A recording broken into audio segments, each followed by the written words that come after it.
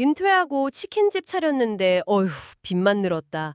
요즘 이런 이야기들 주변에서 심심찮게 들으셨을 겁니다. 네, 맞아요. 많이들 하시죠. 오늘 저희가 좀 깊이 들여다볼 내용이 바로 이 문제입니다. 혹시 한국에서 60세 이상 자영업자 수가 얼마나 빠르게 늘고 있는지 아시나요? 이게 정말 중요한 포인트인데요. 네, 그 증가세가 상당히 가파릅니다. 그래서 오늘 여러분의 시간을 아껴드릴 겸 이 현상의 본질, 그러니까 왜 이렇게 많은 분들이 자영업에 뛰어들고 있는지, 그리고 이게 우리 사회와 또 경제에는 어떤 의미인지 좀 깊이 있게 파헤쳐 보려고 합니다. 네, 한번 제대로 짚어보죠. 우선 현황부터 좀 볼까요? 작년, 그러니까 2023년 기준으로 보면 우리나라 자영업자 비율이 23.2% 정도 된대요. 네, 꽤 높은 수치죠. 그렇죠. OECD 평균이 한 16.6% 정도니까 저희가 상당 높은 편입니다. 세계 치해 수준이라고 하니 뭐 다른 선진국들이랑은 좀 다른 양상인 건 분명해 보입니다. 맞습니다. 구조적인 차이가 있는 거죠. 그런데 여기서 더 주목할 점은 바로 60세 이상, 이른바 고령층 자영업자의 증가세예요. 이게 2015년에는 한 142만 명 정도였는데 올해 2024년 들어서는 무려 210만 명으로 늘었다고 합니다. 와, 거의 70만 명 가까이 늘었네요. 10년도 안 돼서. 네, 전체 자영업자 중에서 차지하는 비중도 이제 37%를 넘었어요. 그러니까 자영업 하시는 분들 3명 중 1명 이상이 60세 이상이라는 계산이 나옵니다. 맞습니다. 이게 1차 베이비 부머 세대의 은퇴가 본격화되면서 나타난 현상이고요. 근데 사실 더 큰 파도는 아직 오지 않았다고 봐야 합니다. 아, 그래요? 네. 인구 규모가 훨씬 더 큰 2차 베이비 부머 세대, 이분들이 약 950만 명이 넘거든요. 이분들의 은퇴가 이제 시작되고 있기 때문에 아, 그분들이 은퇴하시면 이 숫자는 더 늘어나겠군요. 훨씬 늘어날 가능성이 높죠. 일부 예측에 따르면 이 추세대로라면 2032년, 그러니까 한 8년 뒤에는 고령 자영업자 수가 248만 명에 달할 수도 있다고 합니다. 248만 명. 전체 취업 인구의 거의 10%, 9% 정도 된다고 하던데 정말 어마어마한 숫자네요. 네, 상당한 규모죠. 그런데 단순히 이렇게 숫자가 많다는 것 자체가 문제라기보다는 이 현상 이면에 어떤 문제점들이 있는 건지 그게 더 중요할 것 같은데요. 전문가님 보시기엔 어떤 점이 가장 우려되시나요? 여기서부터가 이제 진짜 중요한 이야기인데요. 단순히 수가 많다는 걸 넘어서서 이분들이 처한 그 현실, 그게 생각보다 훨씬 더 어렵다는 겁니다. 가장 큰 문제가 뭘까요? 바로 수익성이죠. 아, 돈을 잘 못 버신다는 거군요. 네, 그렇습니다.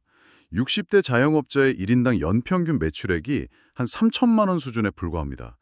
이게 20대부터 50대까지의 자영업자들과 비교하면 현저히 낮은 수치예요. 3천만 원이요? 연 매출이? 네, 연 매출입니다.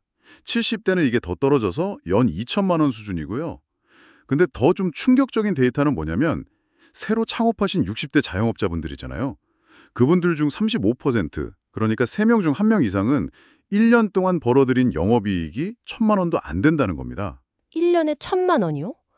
아니, 월로 따지면 80만 원 조금 넘는 돈인데 이게 어떻게 사장님 소리 듣기가 민망할 정도인데요.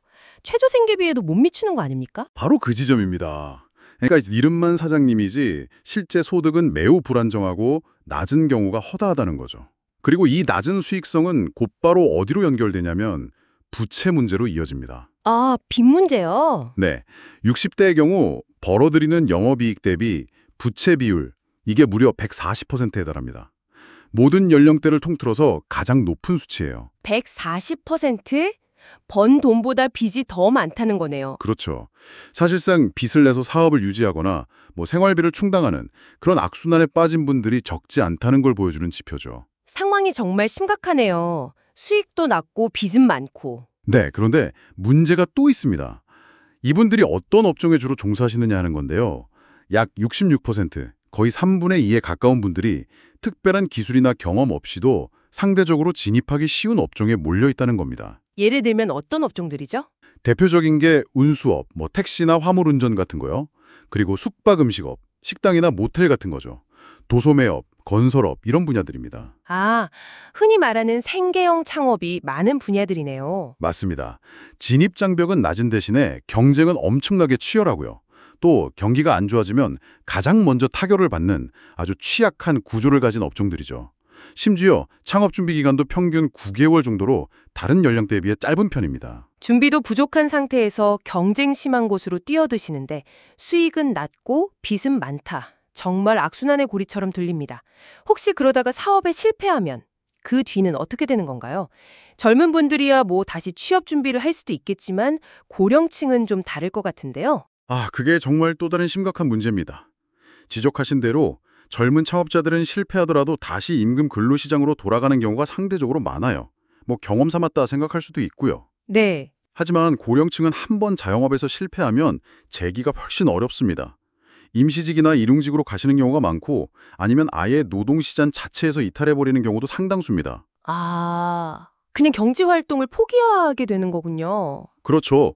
이건 단순히 개인의 어려움으로 끝나는 문제가 아닙니다. 사회 전체적으로 봤을 때 금융 시스템의 안정성을 해칠 수도 있고 또 경제의 활력을 떨어뜨리는 잠재 성장률을 갉아먹는 요인이 될 수 있다는 거죠. 뭐랄까 우리 사회가 안고 있는 보이지 않는 시한폭탄 같다고 할까요? 말씀 듣고 보니 정말 심각한 문제라는 게 와닿네요. 그런데 근본적인 질문이 드는데요. 이렇게 위험 부담이 큰 걸 알면서도 왜 많은 분들이 은퇴 후에 특히 이런 생계형 자영업에 뛰어들 수밖에 없는 걸까요? 그 원인을 좀 들여다보면 크게 두 가지 이유를 꼽을 수 있을 것 같습니다. 하나는 일자리 부족이고 다른 하나는 노후 불안이죠. 일자리 부족과 노후 불안. 네. 우선 정년퇴직 이후에 안정적으로 계속 일할 수 있는 괜찮은 임금 일자리가 너무 부족합니다. 그러니까 내가 임금 근로자로는 더 이상 일하기 어렵겠구나. 그래도 내 사업을 하면 정년 없이 더 오래 일할 수 있지 않을까? 하는 막연한 기대감을 갖게 되는 거죠. 어쩔 수 없는 선택이 되는 거군요. 그렇죠. 또 다른 한편으로는 충분한 노후 자금을 마련하지 못한 분들이 많다는 현실입니다. 당장의 생계를 이어가기 위해서 뭐라도 해야 하니까 창업 전선에 나설 수밖에 없는 거죠. 한 조사 결과를 보면 생계형 고령 자영업자분들의 월 평균 연금 수령액이 80만 원이 채 안 된다고 해요. 월 80만 원이요? 네, 그것만으로는 사실 생활하기가 어렵잖아요. 그러니까 부족한 부분을 메우기 위해서라도 창업을 고려하게 되는 겁니다. 결국에는 마땅한 대안이 없어서 위험을 알면서도 창업이라는 길을 택하는 분들이 많다는 말씀이시네요. 그럼 이 문제를 풀려면 어디서부터 시작해야 할까요? 해결책은 뭘까요? 핵심은 역시 이분들이 불안정한 자영업 대신에 조금 더 안정적인 임금 일자리에서 더 오래 일할 수 있도록 그 길을 열어주는 거라고 생각합니다. 안정적인 일자리. 그게 가능할까요? 쉽지는 않겠지만 정책적인 노력이 필요하죠. 예를 들면 기업들이 퇴직한 숙련 인력을 다시 고용하는 이른바 재고용 제도를 좀 더 활성화하고 실질적으로 운영되도록 지원하는 방안을 생각해 볼 수 있습니다. 재고용이요? 네, 물론 그냥 재고용만 외쳐서는 안 되고요. 생산성에 맞춰서 임금을 좀 유연하게 조정하는 그런 임금체계 개편과 함께 가야 합니다. 가령 은퇴 전에 받던 임금의 한 40%에서 60% 수준이라도 안정적인 수입이 보장되는 일자리가 있다면 굳이 위험 부담 큰 창업을 선택하지 않을 분들이 훨씬 많아질 거라는 거죠. 일리가 있네요. 안정적인 게 중요하니까요. 그렇죠. 단순히 금전적인 부분뿐만 아니라 심리적인 안정감도 크고요. 그럼 그런 안정적인 일자리를 구체적으로 어떻게 만들 수 있을까요? 어떤 정책들이 좀 도움이 될 수 있을까요? 몇 가지 방향을 생각해 볼 수 있는데요. 우선 서비스업 분야에서 양질의 일자리를 많이 만들어내는 노력이 필요합니다. 특히 앞으로 수요가 계속 늘어날 것으로 예상되는 돌봄 서비스나 보건의료 같은 분야 있잖아요. 이런 분야를 집중 육성하고 전문성을 갖춘 고령 인력을 잘 연결해주는 시스템이 필요합니다. 수요가 있는 곳과 공급, 그러니까 경험 많은 인력을 매칭하는 거군요. 네, 맞습니다. 또 항상 일손 부족을 겪는 지방 중소기업들이 많잖아요. 이런 곳들과 도시의 경험 많은 은퇴자들을 연결해주는 좀 더 적극적인 일자리 매칭 정책도 필요하고요. 물론 이를 위해서는 변화하는 산업 구조에 맞춰서 고령층을 위한 맞춤형 재교육이나 직업훈련 지원도 반드시 강화되어야 합니다. 재교육도 중요하겠네요. 네, 필수적입니다. 그리고 또 하나, 좀 다른 차원이지만 기초연금 같은 공적연금 제도를 손보는 것도 생각해 볼 필요가 있습니다.